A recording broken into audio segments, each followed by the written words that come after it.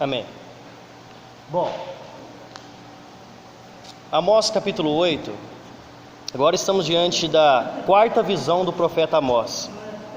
Como nós vimos nas últimas lições, no capítulo 7, Amós teve a revelação de Deus de uma visão de gafanhotos que vieram devorar a terra, de uma visão de uma grande seca, um período de seco que secou os rios, secou os lençóis freáticos da terra de Israel, e uma terceira visão sobre o fio de prumo, que Deus viria sobre o seu povo, colocaria o prumo para ver como é que estava a nação de Israel diante dele, se ela estava aprumada, mas na verdade ela estava torta, né?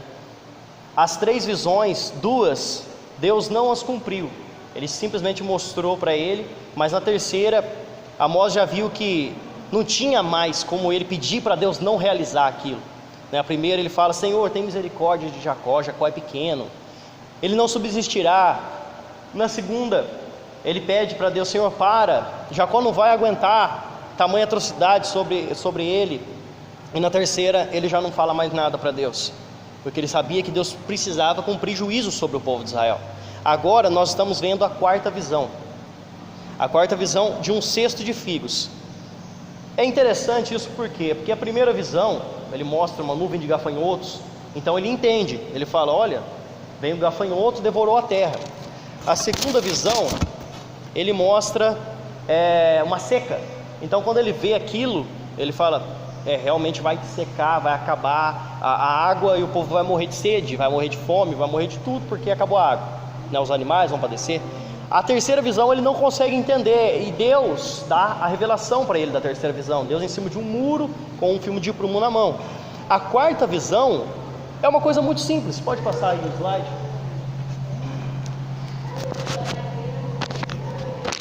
A quarta visão, o profeta relata uma visão bem trivial, ou seja, comum. Deus mostra para o profeta um cesto com frutos de verão. O que quer dizer frutos de verão?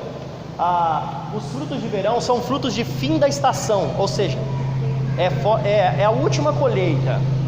Depois dela não vai haver outra colheita, então é o que sobrou.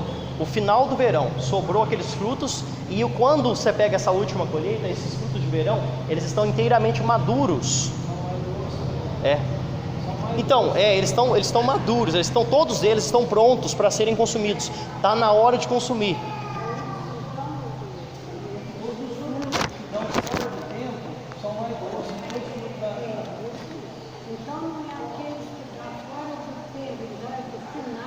No final, é a última estação.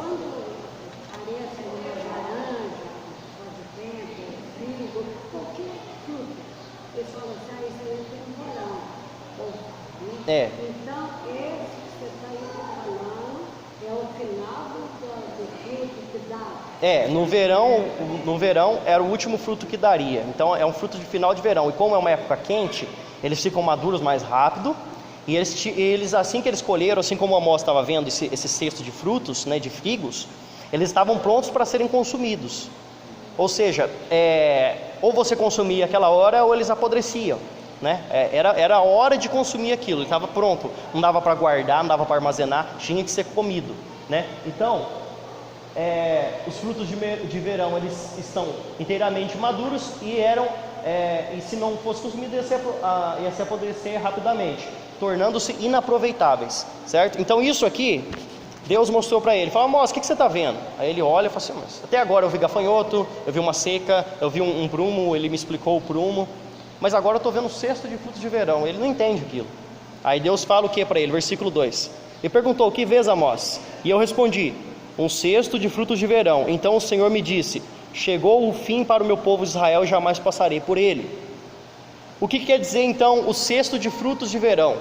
Quer dizer que o povo de Israel já estava pronto para ser consumido.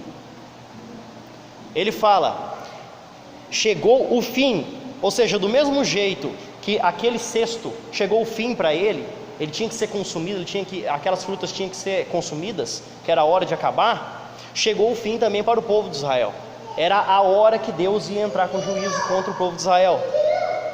Então ele fala: chegou o fim para o meu povo de Israel, e jamais passarei por ele. Lembrando desse passarei por ele lá do Egito, né? A Páscoa, a passagem, Páscoa quer dizer o quê? Passagem.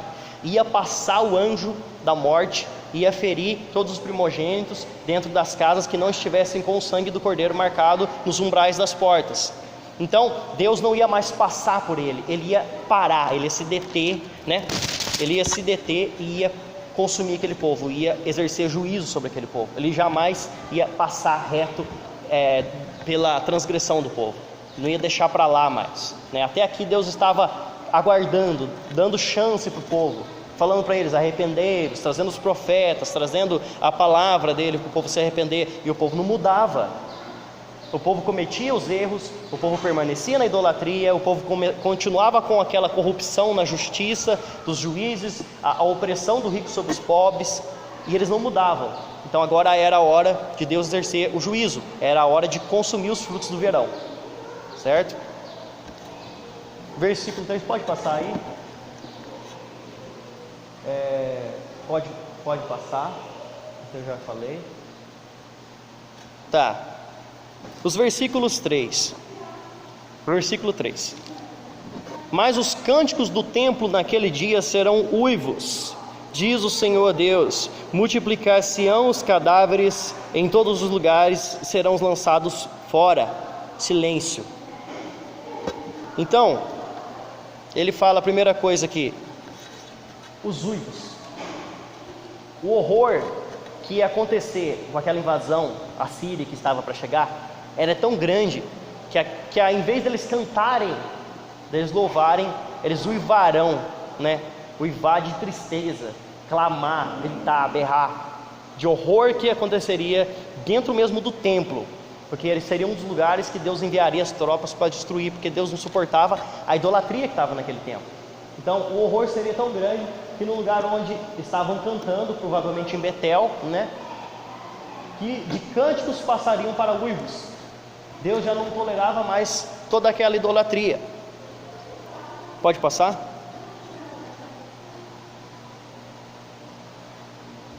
Agora uma coisa muito interessante aqui. Cadáveres lançados fora. Ele fala: o Senhor Deus multiplicar-se-ão os cadáveres em todos os lugares, e serão lançados fora. Em Israel não é nem um pouco comum um cadáver, um corpo, ser lançado fora da cidade. Lá eles fazem enterros. Desde aquela época não era comum lançar o corpo para fora da cidade para ser consumido, né? Para o tempo acabar com eles. Eles enterravam seus mortos. Então, em Israel, um corpo ser lançado fora da cidade era uma desonra muito grande. O motivo que os levaria a fazerem isso seria o fato de tantos mortos na invasão que não daria nem tempo, nem teria espaço para poder os sobreviventes enterrarem seus mortos. Simplesmente seriam lançados para as feras do campo devorarem ou apodrecerem no tempo. Então ia ser tão grande a carnificina naquele lugar com a invasão dos assírios, que eles nem enterrariam seus mortos, eles simplesmente iam jogar para fora da cidade para ser consumido pelas feras do campo, né? Isso aí eles faziam geralmente com uma pessoa muito ruim, né? Eles nem enterravam a pessoa, jogavam para fora da cidade. Lembra o que aconteceu com Jezebel? Né? Não é esse o caso, mas aquela mulher era tão ruim que Elias profetizou contra ela, de que ela cairia da janela no chão da cidade, mas ela estava para dentro do muro, né? Para dentro da cidade, e o carro de Jeú ia passar por cima dela, atropelar ela, terminar de matar, porque o muro já era bem alto, e ela ainda ia ser devorada. Quando ele chegasse para enterrar ela, ia ter só a palma da mão e as solas dos pés, não ia ter sobrado nada. Salpicaria a parede. Os muros seriam salpicados com o sangue dela, porque na hora que o carro passasse por cima, ia dar, né, espalhar sangue para tudo que é lado. Aquela mulher era muito ruim. Aí chegou o ponto do profeta Elias profetizar isso contra ela. É uma morte bem, né? Então aqui foi mais ou menos o que aconteceu, né, com aqueles homens, aqueles corpos. Eles foram lançados fora da cidade para as feras comerem, assim como comeram o corpo de Jezebel, os cachorros, os animais do campo, e não sobrou nada, né? Só para mostrar que era ela que tinha sido comida ali, né?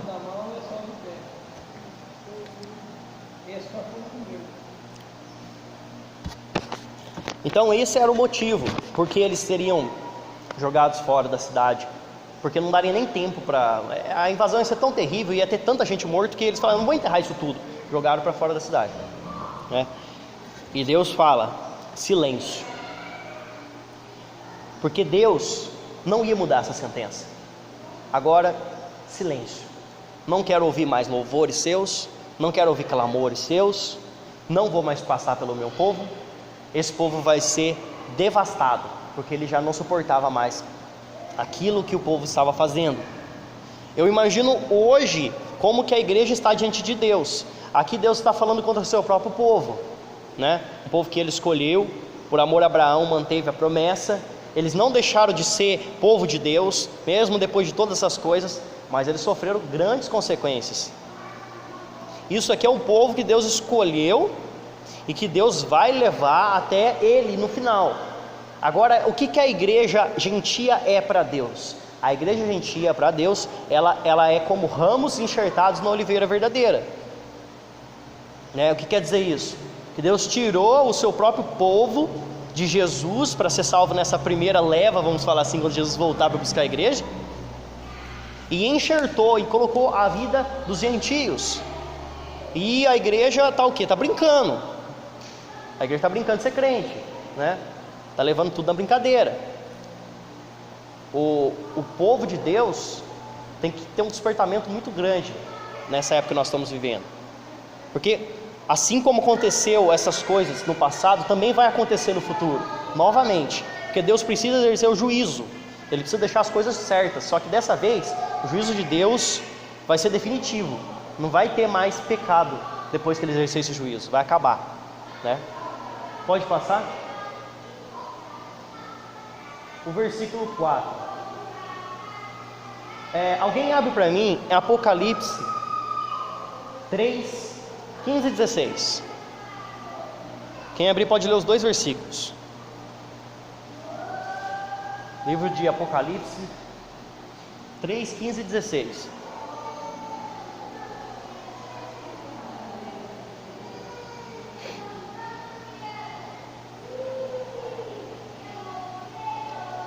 Eu sei as suas obras, nem és frio nem és quente. Oxalá fosse frio ou quente. Assim como mas és um homem, não és frio nem quente, nem está cheio da minha boca. Você sabe o que quer dizer uma igreja morna? Olha, essa é a igreja de Laodiceia, no Apocalipse.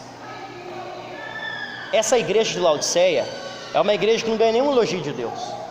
As outras todas ele fala, eu tenho isso contra ti, mas você é pequeno e guardou a sua fé. Eu tenho isso contra ti, mas vocês odeiam os balaitas. Então, o problema da igreja de Laodiceia é que ela não ganhou nenhum elogio. A igreja de Laodiceia foi a única igreja que Deus só criticou. Ele falou para ela, vocês são dotados de dons, eles têm todos os dons espirituais, eles conhecem a Cristo, só que é uma igreja morna, é uma igreja indiferente. É o que acontecia com os ricos, os juízes dessa época, que nós vamos ver já. Igreja indiferente. O pecado que Deus mais detesta é a indiferença. Tanto é que ele fala que ele vai vomitar da boca. Por quê? Igreja quente é uma igreja que fervorosa, que busca Deus.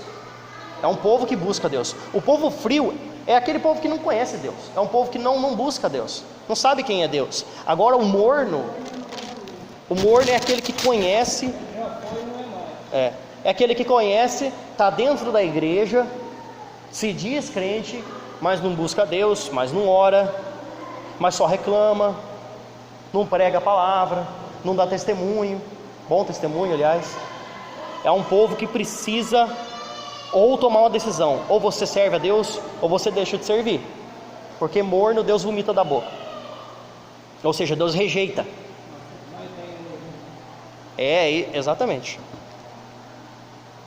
Então, olha só, voltando lá em Amós, só um detalhe sobre esse capítulo de Apocalipse, em que as pessoas usam o versículo 20 ali, que ele fala assim, eis que estou à porta e bato. né? Quem abrir a porta, entrarei com ele, cearei com ele, ele entrarei em sua casa, cearei com ele comigo. Esse versículo que muita gente usa para evangelizar, na verdade está fora de contexto. Eu já falei sobre isso antes. A pessoa fala assim: ah, Jesus está à porta do seu coração, abra a porta para ele entrar. Sabe o que ele queria dizer quando ele falou a respeito disso, né? Quando Jesus falou a respeito disso para a igreja de Laodiceia, falou assim: vocês são tão mornos que eu não estou no culto de vocês, eu estou do lado de fora da igreja, eu estou batendo aqui para vocês abrirem, para eu entrar, fazer parte desse culto, mas eles não estão cultuando a mim. Era como esse povo aqui ia no templo e cultuava o bezerro de ouro. Jesus não estava naquilo, Deus não estava naquilo. Então é um versículo que é usado para descrever a mornidão daquele povo, que Deus não estava no meio daqueles louvores, Deus não estava naquela congregação. O povo estava fazendo festa, estava fazendo culto, estava adorando, mas não estava adorando a Deus. Deus não estava recebendo aquilo, então ele estava do lado de fora, né? E aqui voltando então para Amós 8, o versículo 4, aqui ele mostra o pecado da indiferença dos ricos.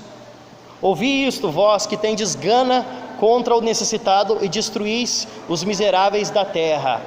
Bom, o pecado da indiferença é algo que Deus não tolera.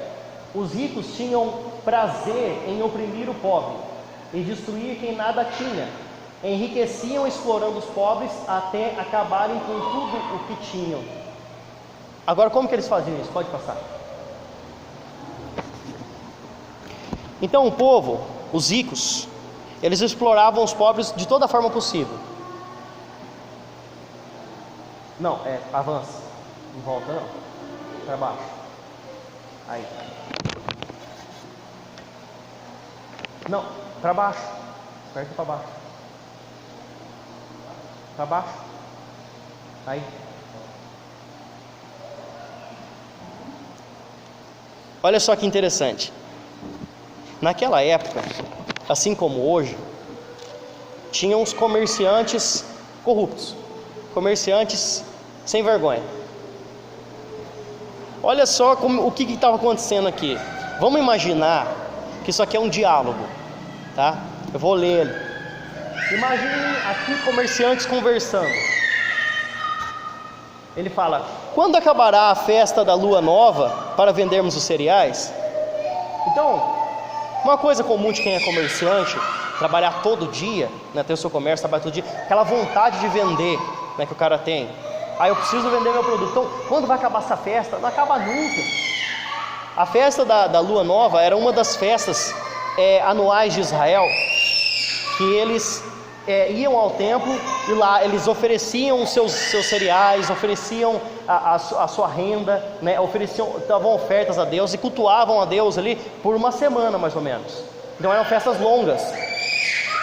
E os comerciantes falavam: mas quando que vai acabar essa festa?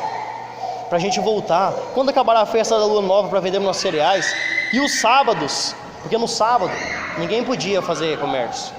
Lá em Israel até hoje, no sábado, ninguém pode andar mais do que 200 côvados, ou seja, 900 metros.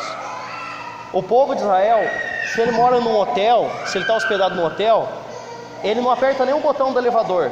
Fica uma pessoa que não é israelita lá dentro do elevador para apertar o botão para ele subir e para ele descer. Eles não fazem absolutamente nada. Lá no Jordãozinho, era no sábado. E aí eu depois vi, né? Eu vi muito judeu lá dentro. Aí ele falou para nós que aqui no sábado eles não cozinham em casa, então eles vão comer, eles ficam no hotel. Não cozinham, não colhem, não plantam, não fazem nada. Para comer no sábado. E os ricos lá no hotel. Então, gente,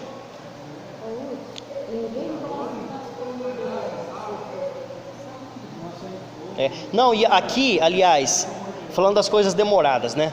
Aqui os comerciantes queriam voltar para vender porque eles tinham gana de explorar as pessoas, né? Então, eles estavam na festa lá, uma semana eles eram obrigados a ficar lá, cultuando a Deus, obrigados a oferecer oferta, ou seja, gastando mais dinheiro ainda, né? E ficar lá, fazendo festa. Quem era pobre tinha o maior prazer em fazer essas coisas. Se eles tivessem condição de participar de tudo, eles participavam de tudo. Mas os caras que eram ricos, eles queriam ficar mais ricos. Aí o que acontece? Olha só, imagine o diálogo aqui, os comerciantes conversando. Quando acabará a festa da lua nova, no sábado, porque era proibido vender no sábado? Eu não estou aguentando isso aqui. Quero voltar para a minha loja para vender meus cereais. Essa festa não acaba nunca. Que durava geralmente uma semana. Pode passar? Agora vamos lá.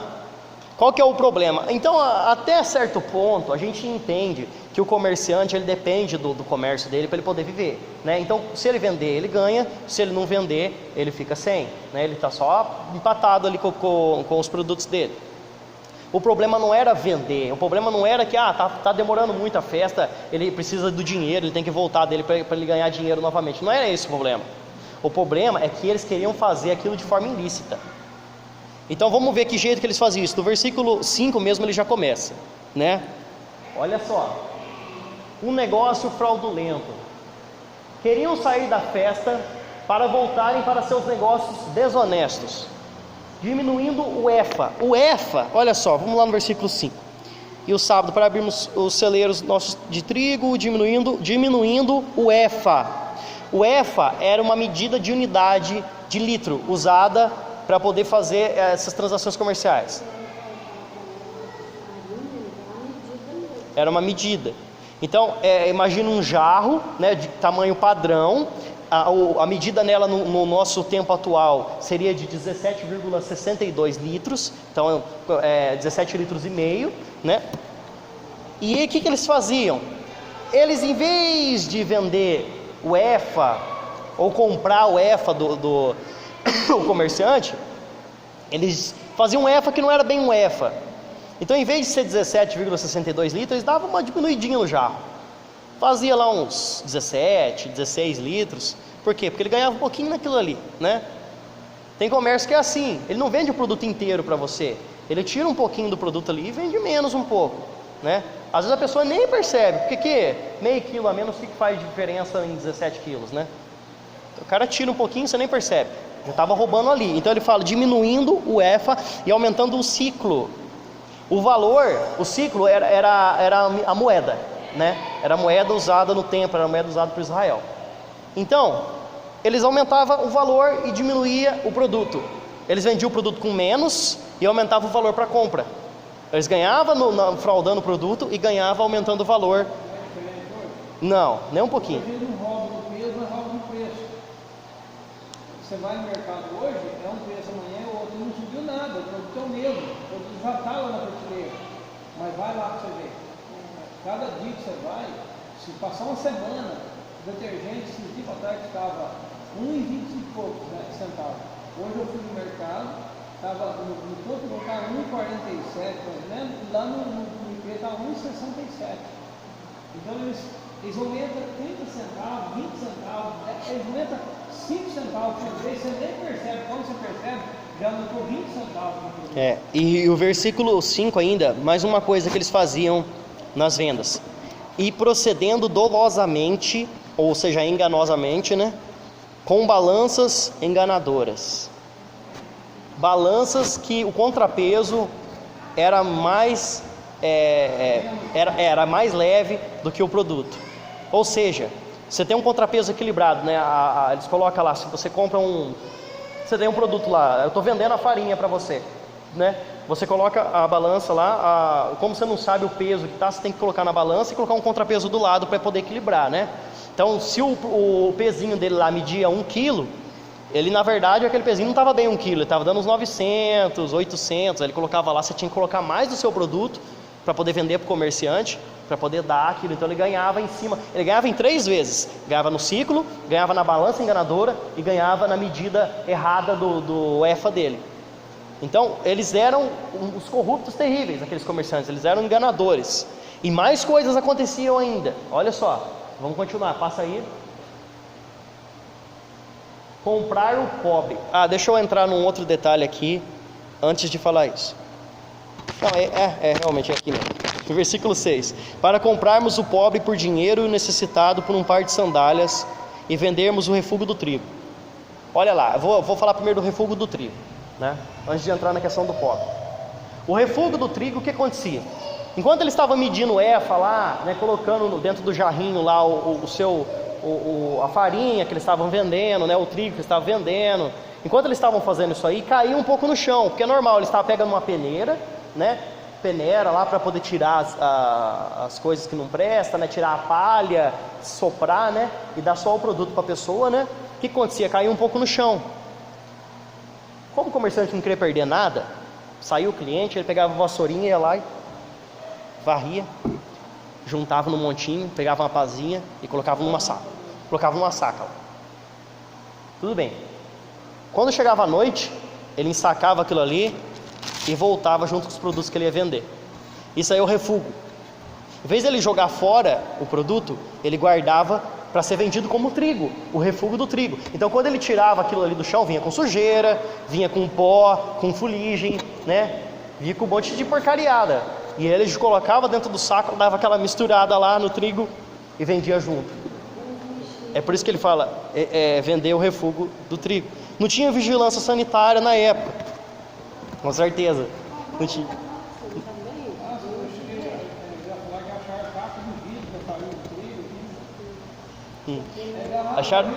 Acharam até rato na Coca-Cola. Bom, então, eu não bebo Coca-Cola. Isso aí era comum, esse tempo atrás, quando fazia limpar arroz, fazia na máquina, o cunhado dele, do meu pai, tinha uma máquina. E eles pegavam, cada saco, e pegavam 2 quilos a mais de arroz, chamava maquia de arroz. Eles pegavam, não adianta você falar, eles falavam tantos quilos, mas se você fosse pesar o produto depois, não dava. Não dava. Então isso aí é os roubos, né? Diminui o EFA. E olha só, então ele vendia o refúgio do trigo. E agora o pior de tudo. Primeiro, Deus jamais aprovou que se fizessem escravos em Israel. Se alguém ficasse devendo muito, ele podia se vender como escravo durante 6 anos. No 7º ele tinha que ser liberado, porque em Israel não se fazia escravo, não podia fazer escravo, e nem vender judeu como escravo. Pode falar.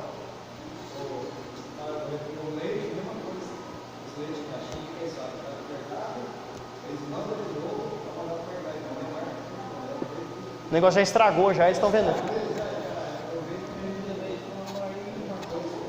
Você acha que o leite dura 6 meses? Como é que pode?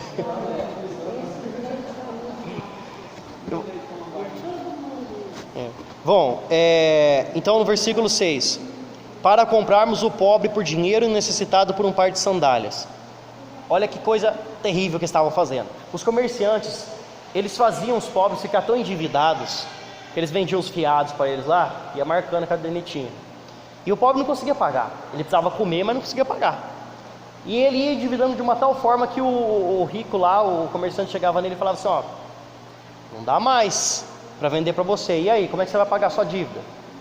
Aí ele se vendia como escravo. A própria pessoa se vendia como escravo para poder pagar a dívida. E eles queriam ser tão sacanas com aqueles homens lá, endividar tanto eles a ponto de eles conseguir pagar o pobre, conseguir comprar o pobre como escravo por o preço de um par de sandálias. Então você imagina ali comprar um pobre por um preço de uma Havaianas, né? Quanto está uma Havaianas hoje aí? Vai de 10 a 20 contos, né? Pagar 20 reais num pobre para trabalhar para você como escravo. Pagar isso e o cara tem que trabalhar anos para poder pagar a dívida. Isso aí acontecia aqui no Brasil também. A gente, né, quando eu casei, eu comprei o pobre da minha casa, de nome, né? E eu fui cobrar para ele para pagar.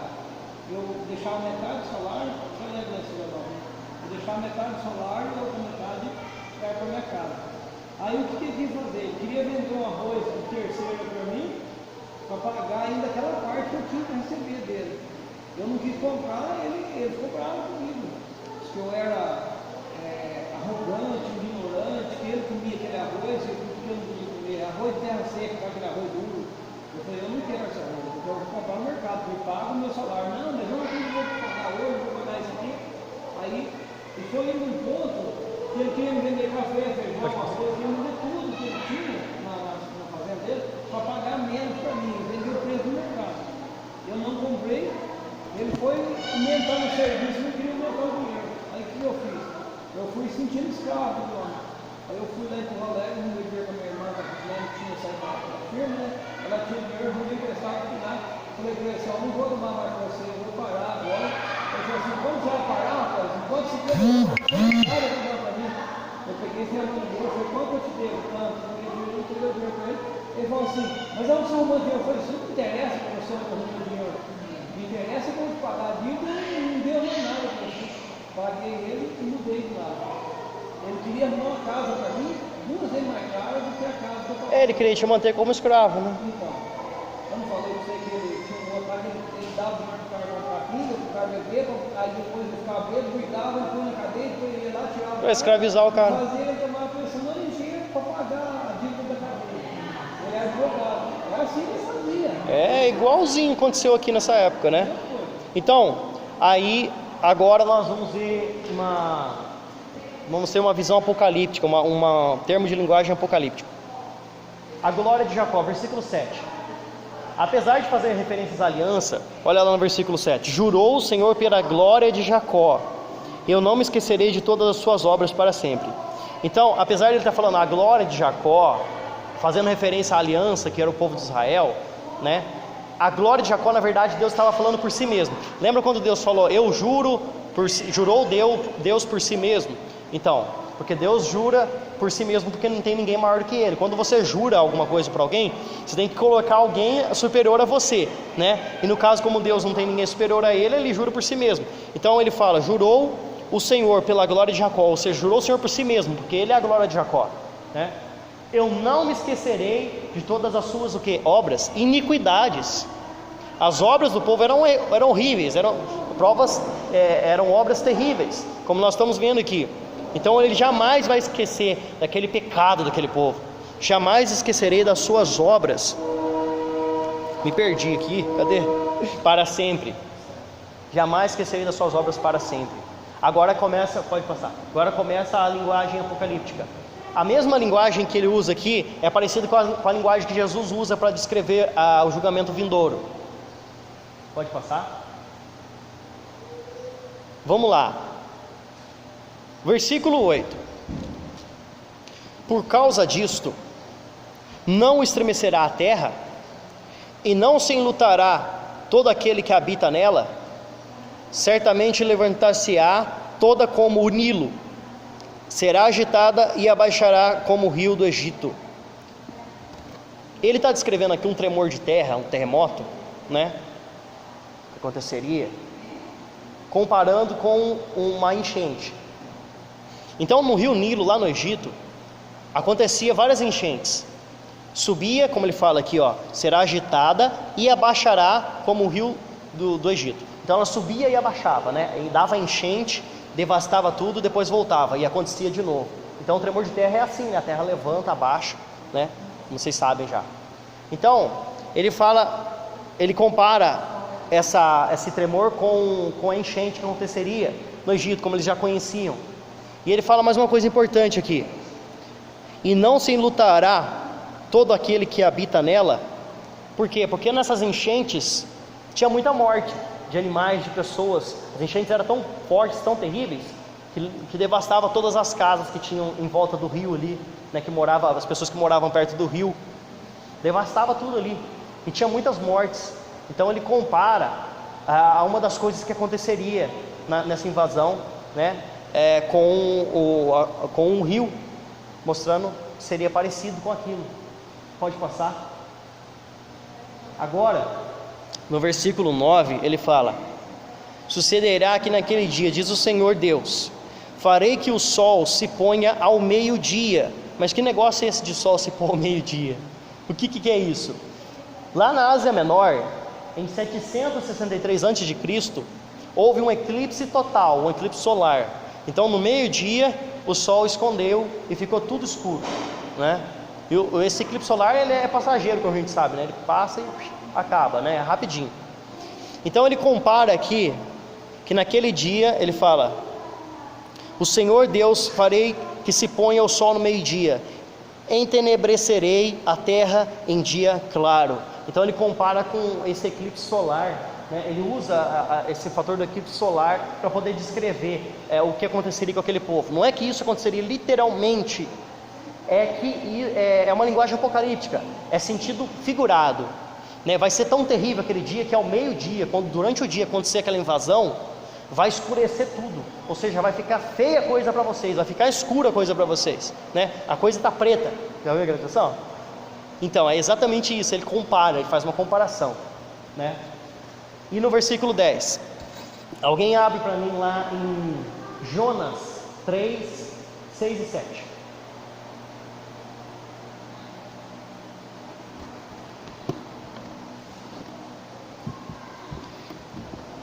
Versículo 10: Converterei as vossas festas em luto e todos os vossos cânticos em lamentações. Porei pano de saco sobre todos os lombos e calva sobre toda a cabeça. E farei que isso seja como luto por filho único, cujo fim será como dia de amarguras. Pode ler aí quem achou Jonas?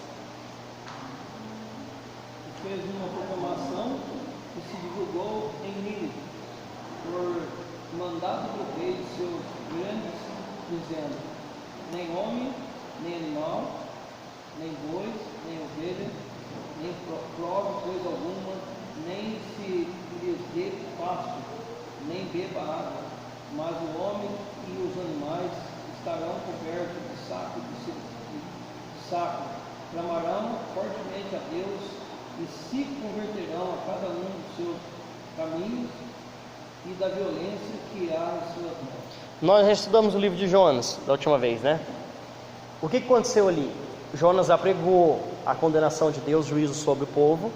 O próprio rei arrancou suas vestes reais, se vestiu de pano de saco, né? Um material bem ruim, né? Um material grosso, tirou as vestes reais. Ele vestiu todos os animais de pano de saco, tudo em forma de luto, como se estivesse num arrependimento tão profundo que se tivesse morrido alguém. Então aqui ele fala: esse dia eu vou converter as suas festas em luto. Aquela festa que vocês faziam da lua nova, da Páscoa, dos tabernáculos, as festas do Pentecoste, isso vai se converter em luto. Tudo isso que vocês tinham de alegria vai converter em luto, em pranto. E ele fala: porei pano de saco sobre os lombos e calva sobre as cabeças. Então, quando a pessoa ficava em luto, ou tinha um arrependimento, uma coisa muito terrível que acontecia na vida dela, os homens que tinham cabelos grandes, compridos, barbas longas, eles rapavam tudo, raspavam a cabeça, raspavam as barbas em sinal de luto, né?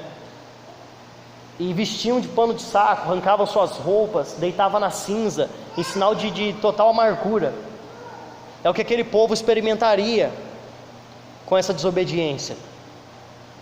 E ele fala uma coisa interessante: não é qualquer tipo de luto que vocês vão sofrer. O luto vai ser semelhante a de uma família que perde um filho único, homem. Por quê? Porque o homem, o filho único, homem, né, mesmo que tivesse outras mulheres juntas que seriam as filhas, elas não podiam levar o nome da família em diante. O herdeiro, o homem é quem leva o nome da família em diante. Então morreu aquele filho único, aquele homem, acabou a linhagem da família, acabou o nome da família, cessou ali. A amargura era muito grande quando acontecia isso numa casa, que morria o filho único. E eles iam experimentar uma dor dessa forma, em que acabou a linhagem. Não, mas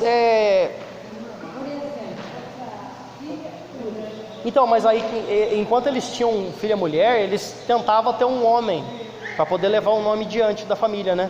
Eles iam tentando. Principalmente naquela época não era contado, né? Poucas mulheres são citadas na Bíblia, né? Mulheres que fizeram coisas muito grandes foram citadas na Bíblia, né? Continuando aqui, pode passar.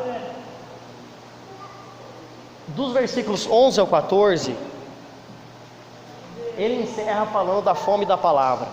Versículo 11 ele fala: eis que vem dias, diz o Senhor Deus, em que enviarei fome sobre a terra, não de pão nem sede de água, mas de ouvir as palavras do Senhor. Quando o povo estivesse no cativeiro, chegaria um dia em que desejariam as palavras do Senhor, as quais havia desprezado em sua prosperidade. Então, quando eles estavam bem, desprezaram a palavra de Deus. É a mesma coisa hoje. Uma pessoa está bem financeiramente, ela está bem com a família, ela está bem no trabalho, ela está bem em tudo, não fica doente, não lembra de Deus de forma nenhuma. A pessoa geralmente lembra de Deus quando está doente, quando está com um problema na família, quando está desempregado e quando está sem dinheiro. Aí lembra de Deus. Então, quando eles estiveram na bonança dele, na época do rei Jeroboão, que era muito rico, né? Lógico, quem estava muito rico na época eram os comerciantes, eram os juízes, porque os pobres estavam cada vez mais pobres, né? Cada vez mais miseráveis. Então, na época que eles esqueceram de Deus, não ouviram as palavras, mas quando eles estavam lá no cativeiro, aí eles começaram a querer ouvir Deus falando: eu vou libertar esse povo, que esse povo vai ser um povo vitorioso, que eu fiz promessas à casa de Abraão. Eles queriam ouvir essas coisas dos profetas, mas aí não tinha profeta para falar para eles, aí não tinha palavra de Deus sendo revelada àquele povo, porque eles já estavam na condenação que Deus tinha feito para eles. Eles não se arrependeram antes.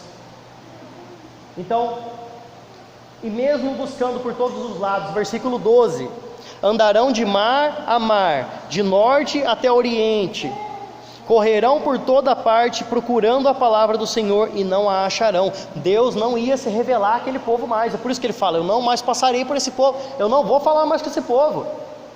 Eu vou trazer condenação, vou trazer o cativeiro para eles, e eles depois vão buscar a minha palavra, não vão achar, não vai ter profeta para falar com eles, e eu não vou revelar nada com aquele povo. Mesmo que eles procurem, eles não vão achar mais. Essa talvez fosse o pior castigo de Israel.